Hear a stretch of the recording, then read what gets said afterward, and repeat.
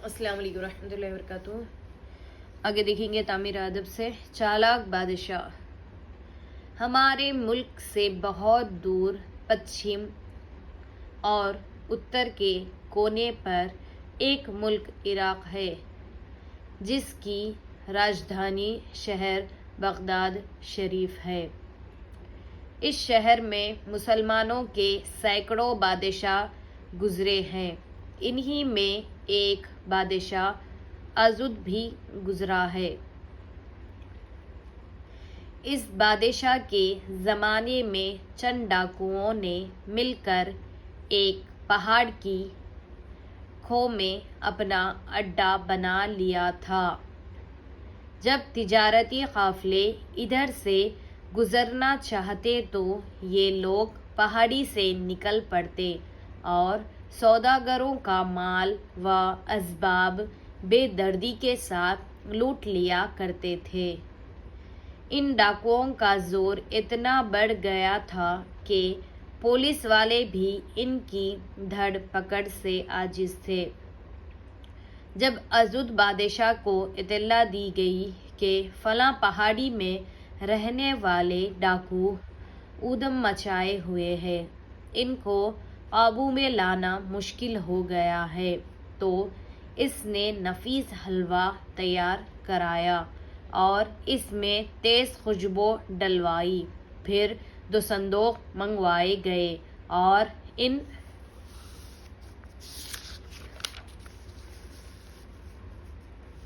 और इनमें ये सब हलवा भरा गया। बादशाह ने एक खच्चर पर हलवे के दोनों संदूक लदवा दिए और एक ताजिर को बुलवा कर हुक्म दिया कि तुम फलां काफिले के साथ ये खच्चर लेकर रवाना हो जाओ। ताजिर वो खच्चर लेकर काफिले के साथ चल पड़ा। जब काफिले के लोग इस मुकाम के पास पहुंचे जहां डाकुओं का अड्डा था, तो काफिले वालों को देखकर सब डाकू निकल पड़े और इस पर हमला करके तमाम माल और सामान लूट लिया और इस खच्चर को भी पकड़ लिया, जिस पर हलवे के संदूक लदे थे। जब इन्होंने संदूकों को खोला तो इनमें नफीस खुशबूदार हलवा पाया। फिर तो सब इस पर टूट पड़े और खूब खाया। हलवा खाने के बाद डाकू बेहोश हो गए। फिर सब के सब मर गए। काफिले वाले कुछ दूर हटकर रुके हुए थे। जब डाकुओं को मुर्दा देखा तो वापस दौड़े और अपने अपने माल और सामान पर कब्जा किया और डाकुओं के हथियार भी ले लिए। लड़कों, कुछ तुमने समझा? डाकू हलवा खाकर क्यों मर गए? बात यह है कि अजुद एक चालाक बादशाह था। इसने हलवे में जहर डलवा दिया था ताकि डाकू इसे खाकर हलाक हो जाएं और आने जाने वाले काफिले इनकी लूट मार से बचे रहे। आगे देखिए। प्यारे बच्चों, नीचे लिखे हुए अल्फाज कापियों में लिखो और इनके मायने याद कर लो। बादशाह, किसी मुल्क का सबसे बड़ा हाकिम जिसके लिए तख्त व ताज हो। काफिला, सफर करने वालों की जमात। हमला करना, किसी पर वार करना, हथियार चलाना। खो, पहाड़ के अंदर खोटरी जैसी खाली जगह। इत्तला यानी खबर। ताजिर, सौदागर, माल खरीदने और बेचने वाला। तिजारती काफिला, बिक्री का माल लेकर चलने वाले लोग। राजधानी, किसी मुल्क का सदर मुकाम जहां बादशाह रहता हो। अड्डा, ठिकाना। सवाल देखिए। बादशाह ने हलवे में तेज खुशबू क्यों डलवाई? डाकू हलवा खाकर क्यों मर गए? बादशाह ने संदूक में हलवे के बजाय नमक क्यों नहीं भरवाया?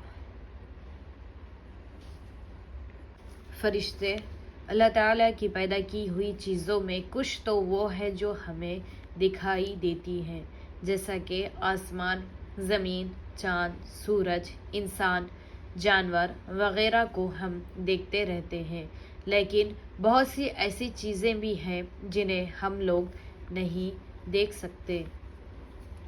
ہوا چلتی ہے، گرمی لگتی ہے، منہ سے آواز نکلتی ہے، جاڑا آتا ہے، موت کے وقت بدن سے جان نکلتی ہے، مگر ان میں سے کوئی بھی چیز ہم دیکھ نہیں پاتے۔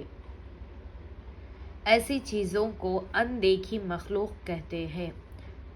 جس طرح انسان اللہ تعالیٰ کے بندے ہیں، یوں ہی فرشتے اور جنات بھی اللہ تعالیٰ کے بندے ہیں، لیکن یہ لوگ ہوا کی طرح اندیکھی مخلوق ہے۔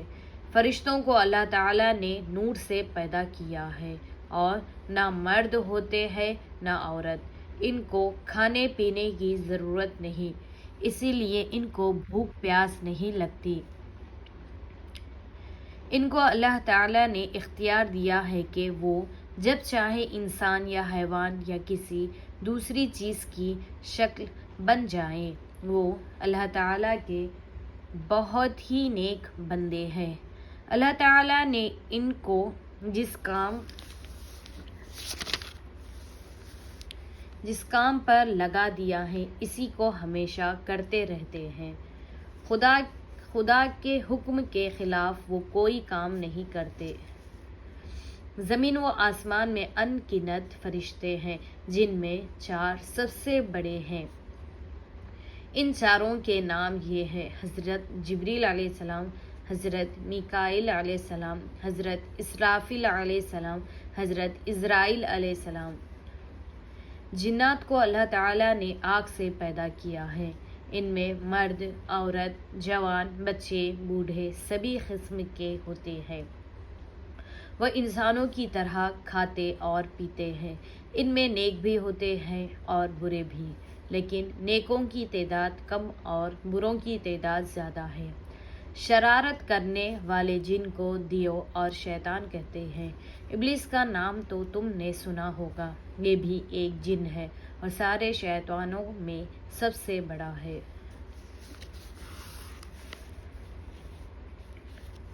پیارے بچوں، نیچے لکھے لفظوں کو اپنی کاپیوں میں لکھو اور ان کے معنی خوب پختہ یاد کر لو۔ مخلوق اللہ تعالیٰ کی پیدا کی ہوئی چیز، نور، ہوا سے بھی زیادہ باریک، چمک دمک والی چیز، خلاف، الٹا، شرارت، دکھ دینے والا کام، شکل، بناوٹ، صورت، قسم، طرح، اندیکھی، جو چیز دیکھنے میں نہ آ سکے، اختیار، قابو، ان گنت، بے شمار۔ سوالات دیکھیے۔ فرشتہ اور جن میں کیا فرق ہے؟ 4 بڑے فرشتوں کے نام بتاؤ۔ جنات میں سب سے بڑا کون ہے؟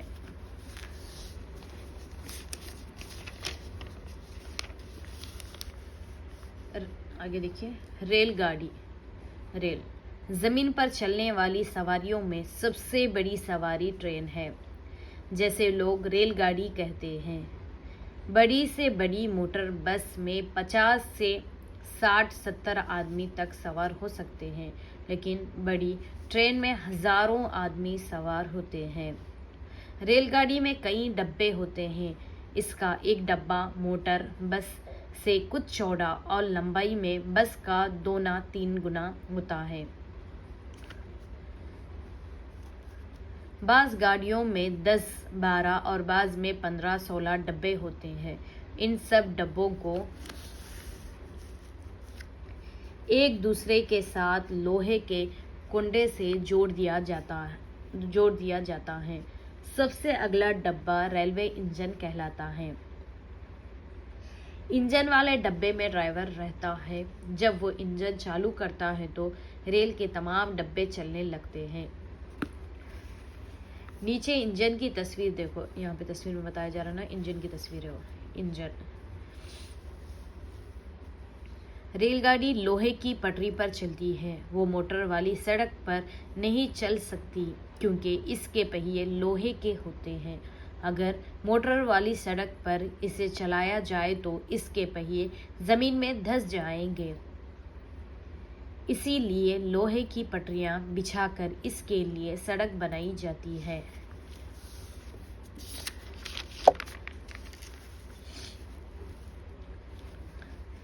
پہلے جو سفر مہینوں میں پورا ہوتا تھا، آج وہ ریل گاڑی کے ذریعے چند دنوں میں ختم ہو جاتا ہے۔ جب چاہو ہزاروں من کا مال ریل گاڑی پر لدوا کر ایک جگہ سے دوسری جگہ پہنچا دو۔ رات ہو یا دن، آندھی ہو یا طوفان، بارش ہو یا دھوپ، کسی وقت بھی ریل گاڑی کا چلنا بند نہیں ہوتا۔